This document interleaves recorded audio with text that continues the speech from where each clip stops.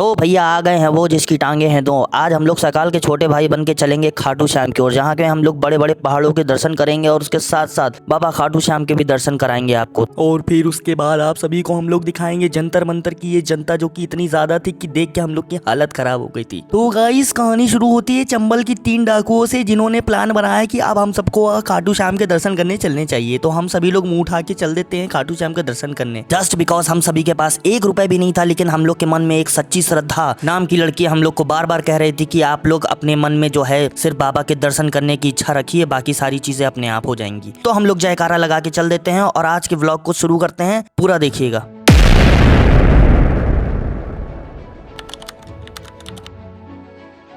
तो भैया कहानी शुरू होती है 3 जेब कतरियों से, जो कि प्लान बना रही थी कहीं घूमने का। लेकिन मेरा प्लान था जो है बहुत दिन से बाबा के दर्शन करने का। पर भैया कहा जाता है ना, जब तक बाबा का बुलावा नहीं आता तब तक कोई जा नहीं सकता। और मुझे ऐसा अंदर से गट फीलिंग आ रही थी कि बाबा का बुलावा मुझको आ चुका है, अब मुझे जाने से ये 3 जेब कतरियां भी नहीं रोक सकती। तो हम लोग सीधे सीधे मुंह उठा के आप चल देते हैं अपने रास्ते की ओर। तो भैया कानपुर के फैजलगंज हम लोग, यानी कि फैजलगंज जहाँ से हम लोग को बस पकड़नी थी, हम लोग बस में बैठ जाते हैं और इस काले अंधकूप अंधेरे में मुझे कुछ भी नहीं दिखाई दे रहा होता है। तब ये जानवी अपनी मोबाइल की टॉर्च जलाकर मुझे कुछ दिखाने की कोशिश कर रही होती है। मुझे मालूम चल रहा होता है अरे साला यहाँ तो कुछ तो बहुत बड़ा गड़बड़ चल रहा है। फिर धड़धड़ाते हुए हम लोग को मालूम चलता है कि यसी ने किसी का केक चुरा लिया है। बहुत देर से शक हो रहा था कि ये बस में लाश किसकी पड़ी है। फिर उसके बाद हम लोग को गौर से देखने के बाद पता चलता है कि ये गांठ पाठा खुशी की लाश है। 6 पराठे 3 कचौड़ी 2 समोसा लपेटने के बाद खुशी की हालत कुछ ऐसा ही हो जाती है। मना करने के बावजूद भी ये लड़की मुझे उंगली दिखा रही थी। मैंने उसको समझाया कि उंगली करना बुरी बात है। रिहाना की छोटी बहन काला थी, काली भी हमारे साथ थी, जो जिसका सिर्फ इतना काम था कि जानवी को अगर बहुत तेजी से हवा चलने लगे तो जानवी को गुर्दा पकड़ के उसको वहीं पे बैठा सके। धीरे धीरे जानवी का मत्था काला पड़ने लगा था, जिससे कि वो एकदम बौरा सी गई थी और उसको लग रहा था अब मेरे फैशन का क्या होगा। ट्रक वाले अपनी मौसी के साथ इधर उधर कहीं ना कहीं घूम रहे थे। फिर हमको दिखता है मर्सिडीज बेंज का एक शोरूम,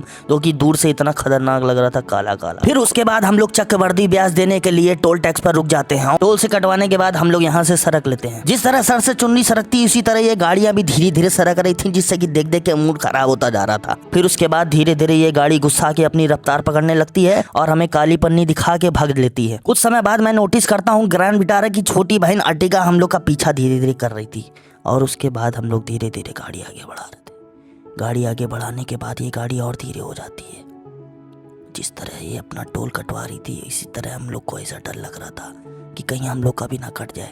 इसलिए हम लोग बस वाले भैया से तमाचा मार के कहते हैं और जल्दी चलाओ, मरवाओगे क्या। फिर बस वाला हम लोग से कहता है तुम लोग रवि किशन के फैन हो क्या, इतने धीरे धीरे बात क्यों कर रहे हो, कायदे से बात करो नहीं तो 2 थप्पड़ मार के सबको यहीं नीचे उतार दूंगा। फिर हम लोग उसके बाद अपने जोश में आ जाते हैं और कहते हैं भैया गाड़ी तेज चलाओ। और फिर बस वाले ने जो स्टीयरिंग में उंगली डाल के घुमाना शुरू किया है, घारे घारे घारे घारे घारे घारे घारे घारे घारे ये घारे घारे घारे घारे घारे घारे घारे घारे करके हम लोग को सीधे अब पहुंचा देता है खाटू श्याम। फिर हम लोग पहुंच जाते हैं, क्योंकि हम लोग की आँख जब सुबह खुलती है तो हम लोग को दिखता है कि हम लोग नेल्सन मंडेला के गांव पहुंच चुके हैं, जहां पे कसूरी मेथी के पेड़ लगे हुए हैं। कंडक्टर भैया हम लोग को यहाँ की विशेषता बताते हैं कि यहाँ पे लकड़ बग्घे लकड़हारे बहुत सारे रहते हैं, इसलिए यहाँ पे लकड़ी के पेड़ बहुत सारे मिलेंगे तुमको। तो हम सभी ने उनको कहा भैया सारे पेड़ लकड़ी के ही होते हैं। सुत उठते ये गरीब लोग मेरा मुंह देखने लगते हैं, क्योंकि टिकट का सारा पैसा मुझको ही देना होता है। और एटीट्यूड तो इस तरह से दिखा रहे होते हैं जैसे सारा पैसा इन लोग नहीं दिया होता है। टेंशन इतनी ज्यादा थी कि सर से पूरे बाल गायब हो चुके थे, फिर भी ये लोग मेरे बाल बार बार दिखा के हाईलाइट कर रहे थे। फिर मुझे एक उत्तरी कोरिया का एक बड़ा सा पहाड़ टुकड़ा दिख जाता है, जो कि देख के मैं बौखला जाता हूँ। बौखलाने के बाद मैं सबको यही बोलता हूँ कि भाई ये पहाड़ देखो कैसा बना है। इस बात में कोई संदेह नहीं था कि लोग मुझे पागल बैलेट समझ रहे थे। आसमान देखा और धरती देखी, दोनों में से मुझे कुछ अच्छा नहीं लगा, क्योंकि मेरे सर से पूरे बाल गायब हो चुके थे। और मैं इंद्रदेव से फिर यही कह रहा था मेरे सारे बाल उगा दो पानी गिरा गिरा के। भगवान से मेरी ये कॉन्वर्जेशन बगल वाले कैबिन में यसी को लीक हो जाती है और यसी फिर मेरी मौज लेना शुरू कर देती है। मैंने देखा किसी अंकल का अंकल चिप चुरा के जानवी बहुत ज्यादा एटीट्यूड छाड़ रही थी और मुंह में भर के उसको सड़ाने की कोशिश कर रही थी। फिर हमें मालूम चलता है जानवी चिप्स के साथ एक्सपेरिमेंट कर रही थी, क्योंकि बिना चिप्स खाए इसको इसी तरह के दौरे पड़ने लगते हैं, जिसको ऐसा लगता है कि चेहरा इसका भेड़ा जा रहा है। बहुत देर से आंटी को ये लग रहा था ये साला कहीं से डांस टीचर तो लग ही नहीं रहा है, ऐसा लग रहा कि गांजा बेचता है। तब तक खुशी की टेढ़ी नजर मुझ पे पड़ती, तो मैंने उससे एक बार साफ साफ कह दिया क्या कभी जीवन में हैंडसम लड़का नहीं देखा क्या। यसी से 19,000 रुपए उधार लेने के बाद मेरा कॉन्फिडेंस आसमान छू रहा था और एटीट्यूड तो मेरा इतना बढ़ता जा रहा था कि मेरे चेहरे की हंसी नहीं रुक रही थी। अगर इस बार कॉपीराइट इशू ना होता तो मैं शिवाजी का बीजीएम जरूर चला देता। ना ना ना ना ना ना ना ना ना धीरे धीरे गर्मी के मारे मेरा दिमाग एकदम बौखलाता जा रहा था, शक्ल एकदम बिगड़ती जा रही थी, चेहरे पे दाने निकलते जा रहे थे। और उसके बाद मुझे जो ये सेक्टर 17 का ये जो गुंबद दिखता है, मैं देख के उसे पगला जाता हूँ और सोचता रहता हूँ कि अगर इस पे चढ़ना आज शुरू किया तो कितने दिन बाद में चढ़ पाऊंगा। इधर पहाड़, उधर पहाड़, आगे पहाड़, पीछे पहाड़, इतने पहाड़ देखने के बाद हम लोग सीधे पहुंच जाते हैं जयपुर। और जयपुर की अथॉरिटी यानी कि ये गवर्नमेंट हम सभी को रोक लेती है और कहती कहाँ से आए हो, तो हम लोग कहते हैं कानपुर से आए भैया। तो हम लोग को फिर सीधे सीधे 5-5 रुपए वाला बिस्कुट दे के जाने दिया जाता है। 5 रुपए का बिस्कुट मिलने के बाद हम सब लोग इतना खुश हो जाते हैं कि उसके बाद हम लोग की खुशी का ठिकाना नहीं होता। फिर भी हमें जयपुर की जनता बताती है रेड बोर्ड के साथ कि स्टॉप, यानी कि यहीं रुक जाइए आप। आखिरकार मटर गश्ती करते करते हम लोग पहुंच ही जाते हैं अपनी मंजिल से बहुत दूर, यानी कि अभी भी 3 घंटे बाकी थे पूरे पहुंचने में। खुशी का यही राज था कि उसको 12 घंटे ज्यादा सोने को मिल गया था, जिस वजह से वो अपने ऊर्जा का प्रसारण काफी अच्छी तरह से कर पा रही थी। इतनी सारी बिल्डिंगें देखने के बाद ऐसा लग रहा था कि हम लोग जेड स्क्वायर आ चुके हैं। और ये इतने सारे बिल्डिंग दफ्तर देखने के बाद हम लोग का जो है मन एकदम तृप्त हो जाता है। फिर हम लोग इंतजार करते हैं कि कब हम लोग जयपुर के स्टॉप पे उतरेंगे और कब हम लोग को 2-3 लोटा चाय पीने को मिलेगा। बिल्डिंग, झूला और ये ड्राई फ्रूट की दुकान देखने के बाद खुशी का चेहरा सामने आ जाता है। फिर हम लोग को विश्वास हो जाता है कि हम लोग जयपुर के स्टॉप पहुंच चुके हैं। चाय पीने से पहले सबको ये याद आता है कि सबके पेट में जो रात का मटेरियल भरा हुआ है उसको सभी को निकालना बहुत जरूरी है। और हम लोग प्लानिंग करने लगते हैं पहले कौन जाएगा। इसी को लेकर लड़ाई हो जाती है और फिर उसके बाद क्रिस कहता है जब जिसका सबसे ज्यादा प्रेशर आएगा वो सबसे पहले जाएगा। ये सुनने के बाद खुशी के चेहरे पे एक खुशी की लहर हो जाती है, क्योंकि उसको मालूम था कि सच क्या है। एक अंकल बगल में खड़े होकर खुशी की बदतमीजी देख रहे थे। खुशी उनको हाथ दिखा के भगाने की कोशिश कर रही थी। पेट साफ होने के बाद मेरे चेहरे पे कोई अलग ही सुपर हीरो वाला ग्लो आ रहा था, वो आप सब लोग मेरे चेहरे पे देख सकते हैं। अब हम लोग जयपुर से एग्जैक्टली खाटू श्याम के लिए निकल देते हैं और बीच में नगाड़ा बजा के एक बाबा बढ़िया सा भजन सुना के हम लोग को बहुत खुश कर रहे थे। इनका भजन सुनने के बाद हम सभी का एकदम दिमाग में शांति सी छा गई और इतना एंजॉय करने लगे हम सभी लोग कि मग्न हो गए। मग्न होने के बाद याद आया कि गाना सुनने के बाद पैसे भी देने पड़ते हैं। मेरा मन मान नहीं रहा, तो आप लोग इन बाबा का एक बार गाना जरूर सुन के देखिए। मैं आप लोग को सुनाता हूँ।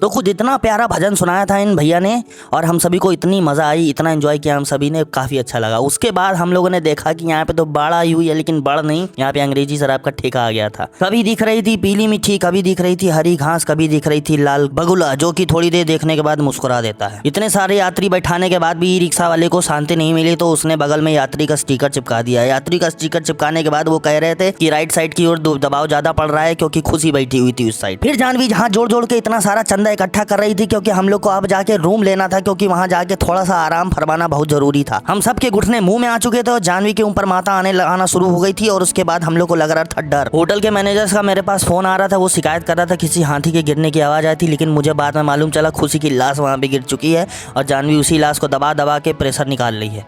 स्टूडियो में सीनियर मैनेजर होने के नाते ये जानवी से अपना गलत काम करवा रही थी, अपने हाथ पर दबा रही थी। और तब तक जानवी चोंच निकाल के कहती है ज्यादा बोलोगे तो इसी तरह से काट लूंगी। ये सुन के टाइगर श्रॉफ का छोटा भाई डर के मारे सहम जाता है और उसके बाद हमारा सहारा लेके कहता है भाई मुझे आगे लेके चलना। सब लोग नहा धो के पैंट शर्ट पहन के तैयार होके मेकअप करके इस तरह से चल रहे थे जैसे लग रहा था किसी फैशन शो में जा रहे हैं। लेकिन हम लड़कों का क्या है, टी शर्ट पैंट बदल ली, नहा लिया, धो लिया, मुंह धो लिया, बस इनफ है इतना। बावजूद उसके पूरे तैयार होने में 1 घंटे जानवी ने लिए, आधे घंटे यशी ने लिए, आधे घंटे खुशी ने लिए और उसके बाद 1.5 घंटा सृष्टि को लगे। तैयार होने के बाद ये जेब कतरियां फ्लेक्स न करे, ऐसा हो ही नहीं सकता। तो दोस्तों अब हम लोग भगवान के दर्शन करने जा रहे हैं, तो थोड़ी सी अपनी भाषा मैं नॉर्मल कर लेता हूँ, उसके लिए माफी चाहूंगा। तो अब कहानी शुरू होती है यहाँ से खाटू श्याम मंदिर जाने की ओर। तो दोस्तों सबसे पहली चीज, थोड़ा यहाँ से होटल से हम लोग का मंदिर का रास्ता थोड़ी ही दूर का था और उसके बाद लेकिन चलते चलते फिर भी टांगे सबकी बोल जाती हैं, आप जानते ही हैं। देन उसके बाद हम लोग पहुँच जाते हैं। इतनी सारी भीड़ थी, इतनी भीड़ थी कि भाई साहब दिमाग हो गया था खराब, लेकिन फिर भी दर्शन तो हम लोग को करना ही थे। उसके बाद हम लोग पहुंच जाते हैं मंदिर के अंदर। काफ़ी सारी लाइन, काफ़ी सारी चीज़ों को पार करने के बाद, जो कि हमारी यशी जो हैं इनके हाथ में किसी आंटी की चूड़ी लग गई थी, जो कि कायदे का खून भी निकल चुका था। लेकिन हम लोगों ने हिम्मत करके आगे बढ़ते गए और सबसे पहली वाली रो में लग के हम लोगों ने अच्छे तरह से पहले लाइन को फेस किया। बहुत सारे लोग ऊपर से पानी फेंक रहे थे पीने वाला, तो हम लोगों ने कैच करके पानी लिया। देन उसके बाद पानी पिया और इस फोटो में दर्शन लाइव चल ही रहे थे। फिर उसके बाद किसी तरह यहाँ पे हम लोग पहुँचे मोबाइल लेके, लेकिन तब तक पता चला पुलिस वाले अंकल से कि यहाँ पे जो है मोबाइल से रिकॉर्डिंग करना अलाउड नहीं है। लेकिन किसी तरह छिपा के अंकल जी से, पुलिस वाले अंकल से हम लोगों ने धीरे से एक क्लिप बना ली थी, तब तक खुशी से फ़ोन छिना के जो है उन्होंने नीचे रख दिया था, मतलब खुशी को हाथ में दे दिया था। और हम लोग गुलाब चढ़ा के इस तरह से चल देते हैं। आप देख ही रहे होंगे कि किस तरह से कैमरा पे जो है हाथ रख दिया गया, इस वजह से आगे रिकॉर्ड नहीं हो पाया। अब ये लोग आ जाती हैं अपने असली रूप में, जो कि मेन खेल यहाँ से शुरू होता है। ये लोग चलते हैं बाजार और देखना शुरू करते हैं एक से एक आइटम, धड़ धड़ सारे आइटम, चूड़ी बाजार के एकदम लेके, मतलब बाजार देख के ये लोग पगला सी गई थी। मतलब क्या ऐसा सामान है जो यहाँ से छूट ना जाए। मतलब हर एक चीज़ लेने की कोशिश थी, पूरी भगवान की मूर्ति हो, चाहे वो चूड़ी हो, चाहे वो कान की बाली हो, एक से एक आइटम वहाँ पे मिल रहा था। ये लोगों ने कुछ भी नहीं छोड़ा था। तो दोस्तों दर्शन करने के बाद हम सभी की बस का टाइम हो चुका था। अब हम लोग वहाँ स्टॉप पे आने के बाद बहुत देर से इंतजार कर रहे थे और जानवी के आँख में जो है बहुत सारा जो है मैला लगा हुआ था। उसने ठीक से नहाया नहीं था, जो कि मैं जूम करके सबको दिखा सकता हूँ। और उसके घूर के देखने का कारण एक ये भी था कि 3 महीने से उसकी पेंडिंग सैलरी भी नहीं दी गई थी। और इसी तरह से खुशी भी जबान मुझसे चलाई जा रही थी, खूब मुँह चला रही थी और उसका होंठ जो है काला पड़ चुका था। कहा जाता है अक्सर प्रेमी प्रेम में अंधा हो जाता है और आसमान की तरफ देख के पता नहीं क्या बात किया जाता है। इसी तरह से हमारा जो है टाइगर श्रॉफ का छोटा भाई पूरी तरह से बर्बाद हो चुका था। बर्बाद होने के बाद इस तरह से वो मुझ पर देख रहा था कि जैसे कि उसने कुछ किया ही ना हो।